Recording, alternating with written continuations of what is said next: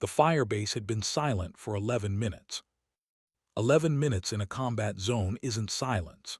It's the kind of quiet that makes experienced soldiers check their weapons twice, scan the tree line with hands that don't quite stop shaking, and wonder if the next breath will be their last. Forward operating base Kestrel sat in a valley that tactical planners had optimistically called defensible and ground troops accurately called a killing box with sandbags. The firebase had been taking sporadic fire for 3 days, but nothing like what hit them at 8:47 hours. The Taliban had brought everything mortars walking their way across the compound, PKM fire shredding the HESCO barriers, RPGs turning defensive positions into blast craters that smoked in the morning sun. The quick reaction force was pinned behind a collapsed ammunition bunker. The medevac bird had taken fire on approach and diverted to Bagram. The firebase commander, Captain Reyes, had made the call everyone dreaded and nobody second-guessed. All available close air support, immediate. The response had been one word: Viper. In the Tactical Operations Center at Bagram, 3 airmen stared at their screens. One, a tech sergeant with 2 deployments and 1,000 hours watching feeds, typed in the group chat that morning's unofficial command channel. It's over. He didn't elaborate. He didn't need to. Kestrel was 40 kilometers from effective support, the weather was deteriorating, and the enemy had momentum. Another airman responded with a single emoji candle. Dark humor was currency in the TOC, but it was also armor against what they all knew. Sometimes you watch Americans die on satellite feeds, and there's nothing you can do but document it. Then someone heard it. Not on the radios first. Through the walls, through the reinforced concrete of the operations center, through the constant hum of generators and air conditioning and a dozen simultaneous radio frequencies, a sound that didn't belong, a sound that was wrong in every way except the one that mattered. It was low, subsonic almost, a growl that resonated in chest cavities before it registered in ears. The airmen looked at each other. One pulled his headset down around his neck. They stepped outside into air that already carried the sound's signature, a turbofan whine mixed with something older, something brutal. An A-10 Thunderbolt II, call sign Viper 11, was inbound. The aircraft was visible against the mountains now, flying below the ridgeline in a way that made experienced pilots wince.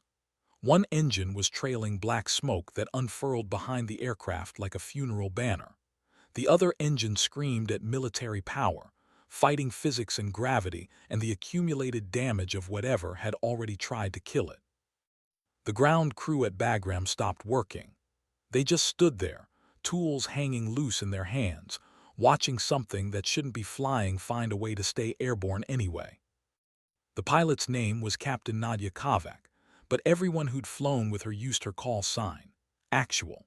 It was short for Actual Ghost, earned during her 3rd deployment when she'd put an A-10 into a valley so narrow the wingtips cleared the rock walls by meters, delivered ordnance that stopped an ambush cold, and climbed out through weather that had grounded everyone else. Some pilots earned call signs through mistakes or personality quirks. Kavak earned hers by becoming a legend nobody wanted to believe. She was 2nd-generation Air Force. Her father had flown F-4 Phantoms over North Vietnam. Her mother had been an intelligence officer who'd spent the Cold War reading satellite imagery of Soviet bases. Kavak had grown up on flight lines, fallen asleep to the sound of jet engines, learned to read approach patterns before she learned algebra. She'd wanted to fly fighters. Everyone did. But when the acceptance letter came through for the A-10 training pipeline, her father had opened a bottle of bourbon he'd been saving since 1985 and told her something she never forgot. Fighters make movies. The hog makes it home.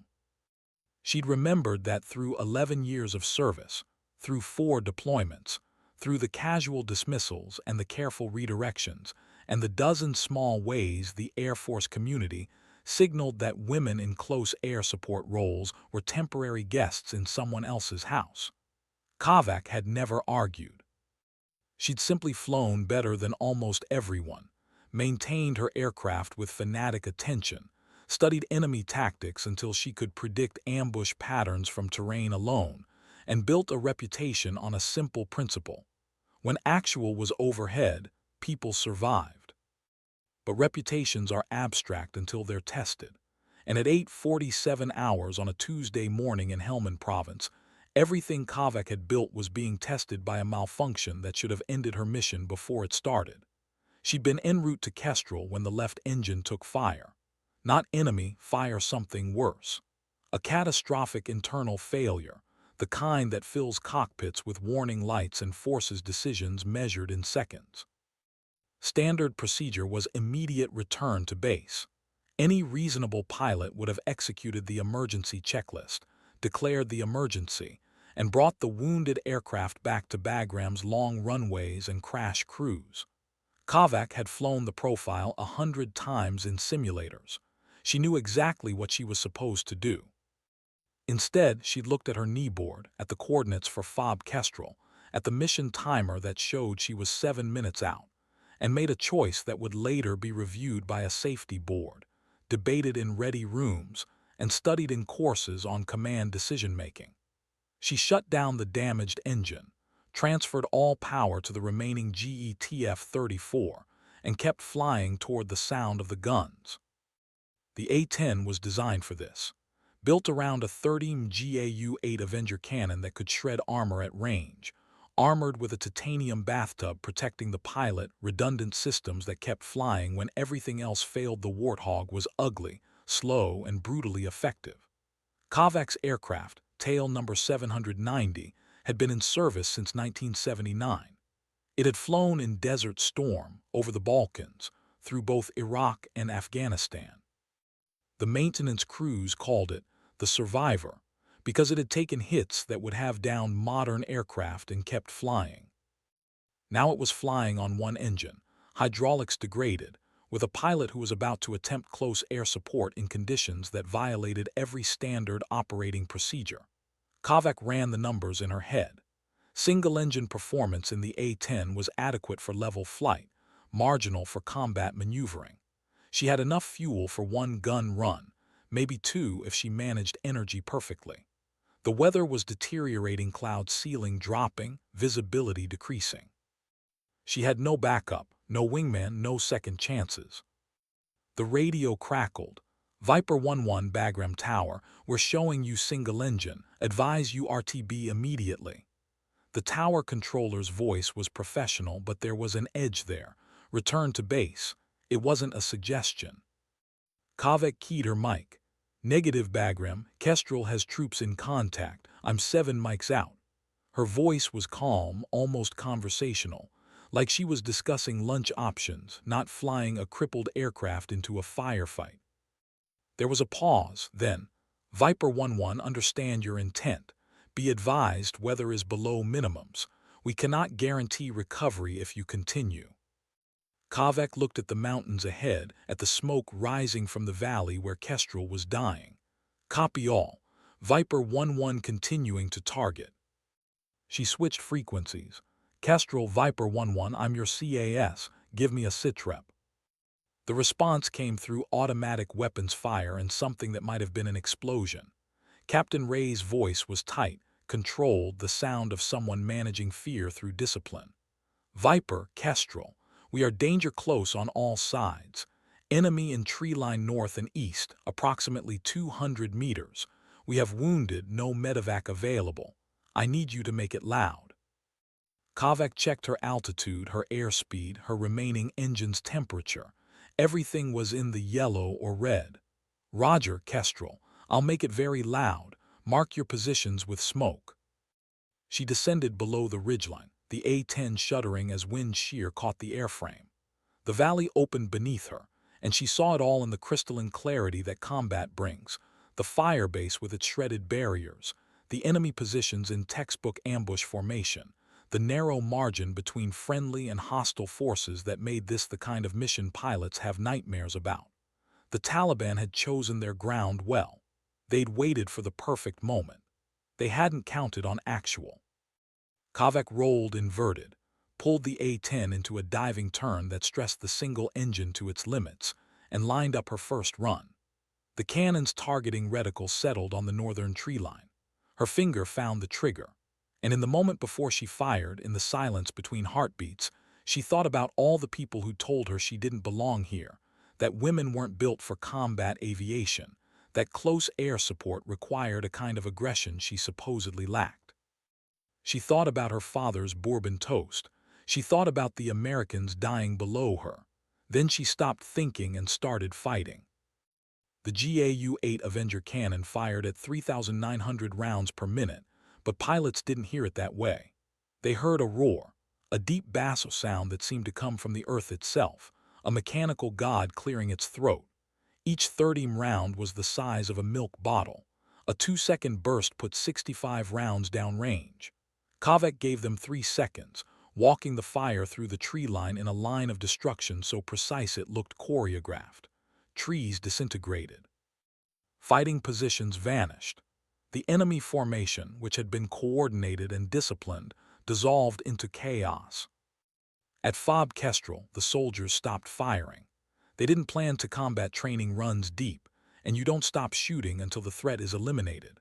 But the sound of the A-10's cannon made them pause, made them look up, made them watch as the ugly gray aircraft pulled out of its gun run so low that dust kicked up from the prop wash. One private, 19 years old and on his first deployment, would later tell a reporter that he started crying and didn't know why. His squad leader, a staff sergeant with 3 tours, just nodded. "That's the sound of living," he said. "Remember it." Kavek climbed hard, the single engine screaming in protest, and checked her fuel. She had enough for one more run. Maybe. The Taliban were reforming, taking cover, trying to locate the aircraft that had just eviscerated their ambush. They found her on the climb, and small arms fire stitched through the air around the A-10. Kavek felt impacts, the dull thunk of rounds hitting the airframe, the slight yaw as something non-critical took damage. The titanium bathtub did its job. She was still flying. Kestrel, Viper 1-1. "You're looking better down there. Give me targets on the eastern tree line." Ray's response was immediate, his voice lighter now, hope creeping back in. "Viper, we've got a PKM position in a spider hole, grid reference." He rattled off coordinates. Kavak cross-referenced with her position, calculated the dive angle, and committed to an attack profile that would bring her within 300 feet of the ground. In the TOC at Bagram, the tech sergeant who typed "It's over" was now recording the gun camera feed. His hands were shaking. The feed showed the A-10 rolling into another dive, single engine trailing smoke, the aircraft moving with a precision that seemed impossible given the damage. Another airman, a lieutenant who'd been assigned to the TOC for exactly 4 days, asked quietly, "Who is that?" The tech sergeant didn't look away from his screen. "That's actual," he said, and his voice carried a reverence usually reserved for saints or myths. "That's what good looks like." Kavak lined up the second run. The PKM position was dug in, hardened, exactly the kind of target that required precision and timing and a willingness to get close enough that margin for error became theoretical.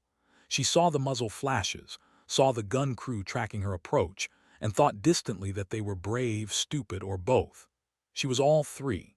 The cannon spoke again, and the spider hole ceased to exist. Secondary explosions suggested they'd been storing ammunition. The blast wave rocked the A-10. Kavak compensated, pulled out of the dive, and felt the engine surge irregularly. The temperature gauge climbed into the red. She had minutes, maybe less, before the remaining engine failed. Kestrel, Viper 1-1. "You are cleared hot on remaining targets. I am Winchester on gun runs." She'd expended her cannon ammunition. All she had left were 2 AGM-65 Mavericks, air-to-ground missiles designed for precision strikes, and a dying engine, and a valley that was filling with clouds, and approximately 0 viable options for emergency landing. "Viper Kestrel, we've got them running. Enemy forces are withdrawing north. You've broken the assault." Ray's voice broke slightly. "Professional officers don't cry on tactical frequencies, but they can come close. We've got your back if you need to punch out. We'll recover you." Kavek smiled inside her oxygen mask. Punch out over hostile territory with enemy forces nearby, even if they were retreating. Land in mountain terrain with a damaged parachute system. She'd taken damage to more than just the engine.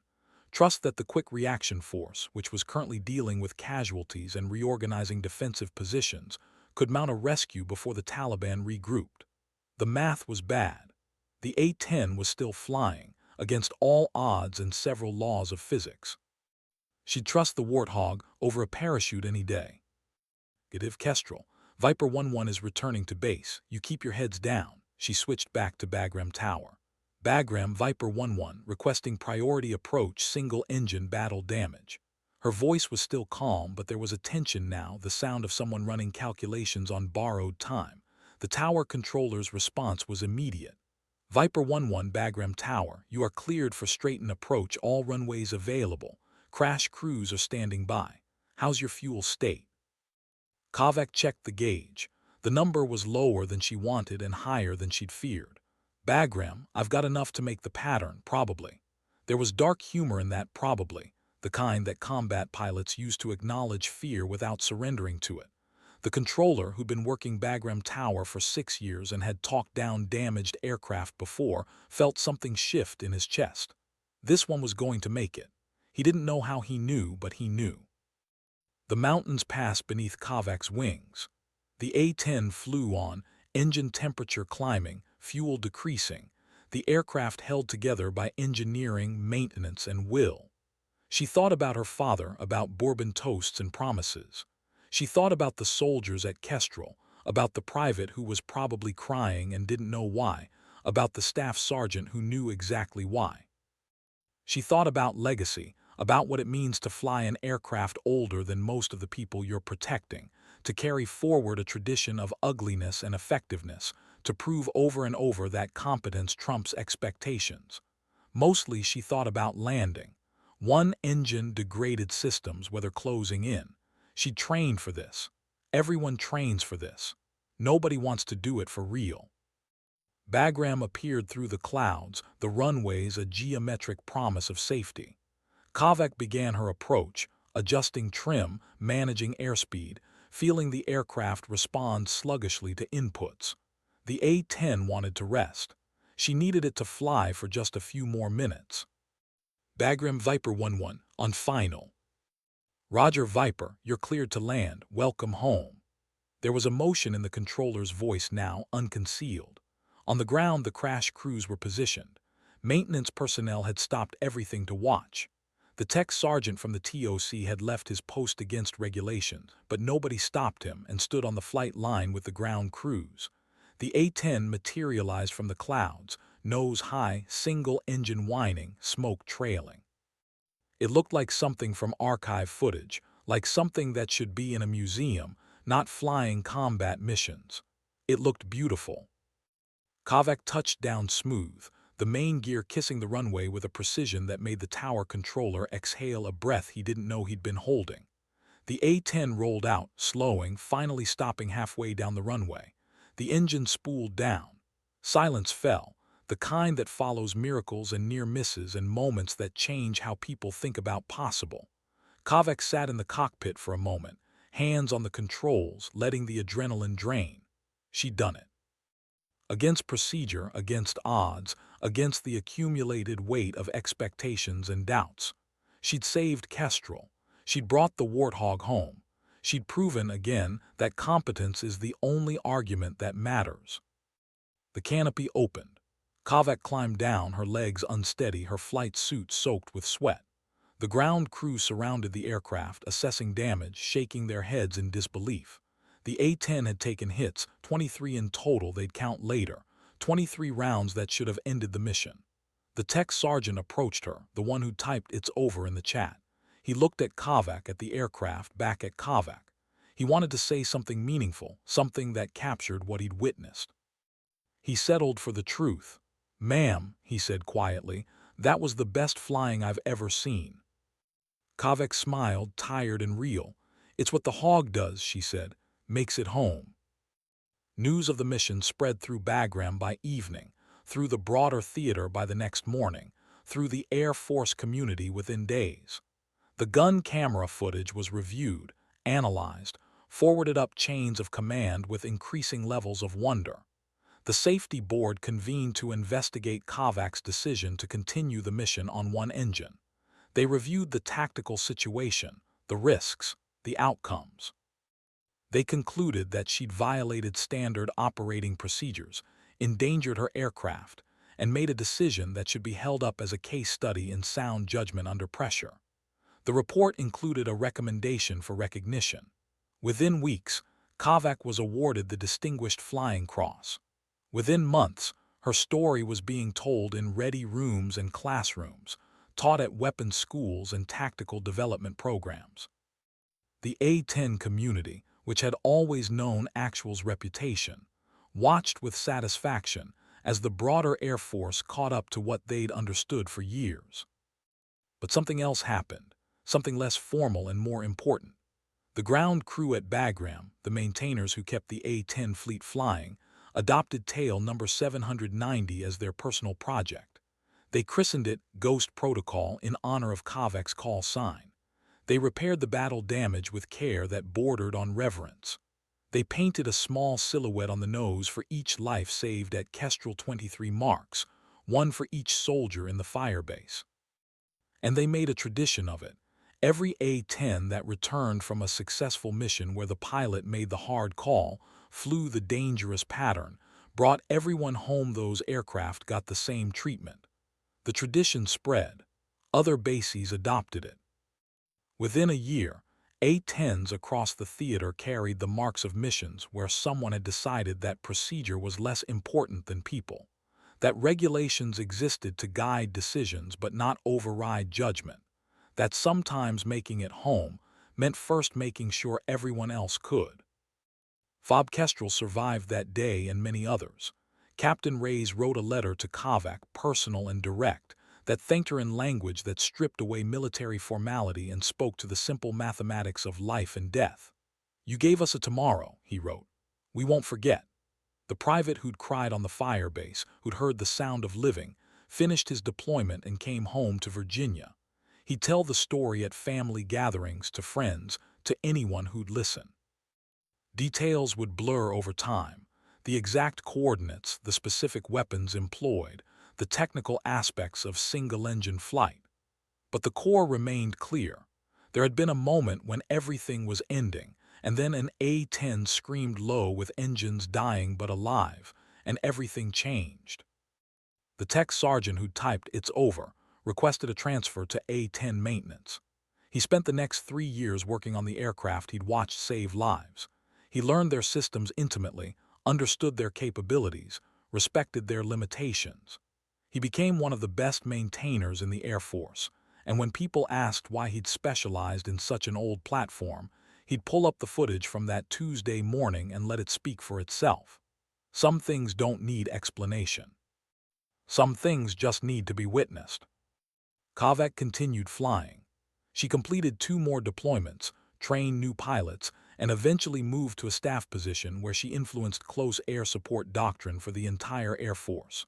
Her recommendations shaped how missions were planned, how risks were assessed, how pilots were taught to balance procedure against reality. She never lost the call sign. Actual Ghost became synonymous with a particular approach to combat aviation: competent, fearless, effective. Young pilots would ask about her, and the stories that came back were consistent. She'd been tested when it mattered, and she'd answered with flying that transcended training and entered the realm of art. The Air Force had never quite known what to do with women in combat roles, had never fully resolved the tension between inclusion and tradition. Kovac didn't argue the politics. She just flew. And in flying, she proved that competence recognizes no boundaries except those of skill and will. The A-10 community embraced her completely. They understood, perhaps better than anyone, that the Warthog demanded a particular kind of pilot, someone who could accept unglamorous work, trust an aging platform, commit to a mission set that involved flying low and slow through the worst kind of fire, and do it all with precision that made the difference between life and death measured in feet and seconds. Kovac embodied that ethos. She became the standard against which others were measured. When instructors taught close air support tactics, they'd reference her decisions. When safety boards reviewed emergency procedures, they'd cite her judgment. When the Air Force debated the future of the A-10, and they debated it constantly, her missions were Exhibit A in the argument for keeping the platform operational. She'd become, without seeking it, a symbol of what the aircraft could accomplish in the right hands. Years later, when Kavak retired from active duty, the ceremony was held at Bagram. The A-10 community insisted. They flew in pilots from across the theater, maintainers who'd worked on her aircraft, controllers who'd guided her approaches. The firebase commander from Kestrel was there, now a major, his career trajectory altered by the morning when death had seemed inevitable and actual had rewritten possible. The tech sergeant was there, now a master sergeant, still working on A-10s, still showing new maintainers the footage of tail number 790 returning on one engine. The private from Kestrel was there too, older now, steadier, carrying the memory of that day like a talisman against fear. They gathered on the flight line where Kavak had landed the crippled Warthog, where the runway still bore the faint marks of that emergency approach, where history had been made in the space between crisis and resolution. The commander of the 455th Air Expeditionary Wing presented Kavak with a plaque. It wasn't the standard retirement gift. It was a piece of tail number 790, a section of the titanium bathtub that had protected her during the mission, carefully cut and mounted with the battle damage still visible. 23 impact marks, each one a story of survival. The inscription read simply, "Actual Ghost, made it home, brought everyone with her."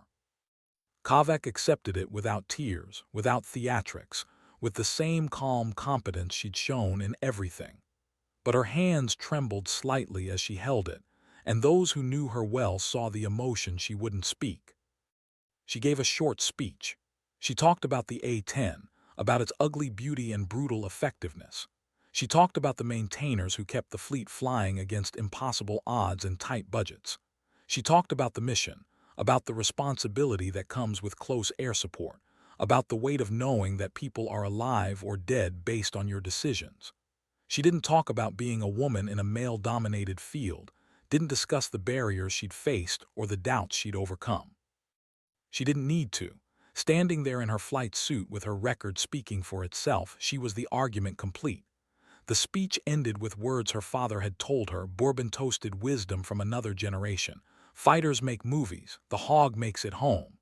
The assembled pilots, maintainers, and soldiers understood. They'd all seen it. They'd all lived it. Some, like the soldiers from Kestrel, owed their lives to it. After the ceremony, Kavak walked the flight line one last time. She stopped at each A-10, touching the fuselage, checking the panel fits with eyes trained by years of pre-flight inspections. The ground crew watched her, respecting the ritual. She came to tail number 790 Ghost Protocol, still in service, still flying missions. The maintenance chief, a chief master sergeant with 30 years in the Air Force, joined her. They stood together in silence, looking at the aircraft that had become legend. "She's been good to us," the chief said finally. "Hasn't failed a mission since that day." Kavak nodded. She ran her hand along the leading edge of the wing, feeling the metal warm from the Afghan sun. "Take care of her," she said softly. "She's carried a lot of people home." The chief saluted, formal and genuine. "Always, ma'am, that's a promise." Kavak returned the salute, then walked away from the flight line, away from the aircraft that had defined her career, away from the community that had become family. She didn't look back. Pilots learn early that looking back is dangerous. You miss what's ahead, you lose focus, you invite mistakes. But she heard it as she walked. The sound of engines starting, A-10s launching for evening missions, the bass growl that meant safety for someone somewhere. The sound would stay with her forever, would echo in quiet moments, would remind her of the morning when 11 minutes of silence had stretched into eternity, and she'd broken it with fire and fury and the stubborn refusal to accept impossible. She'd proven something that day. Not just to the Air Force, not just to doubters, but to herself. She'd proven that legacy isn't inherited or assigned. It's earned in the margins between failure and success, in the decisions made when everything is wrong and someone has to make it right. She'd earned hers at altitude, on one engine, flying an ugly aircraft that shouldn't work but does, saving lives because that's what the mission required and what her training demanded and what her character couldn't refuse. The story of that Tuesday morning in Helmand Province became part of Air Force lore. It was told and retold, details sharpened or softened depending on the audience, but the core remained constant. When Fob Kestrel needed a miracle, actual delivered. The footage was used in training, studied at weapons schools, analyzed by tacticians trying to understand how she'd managed energy so perfectly on single-engine approach.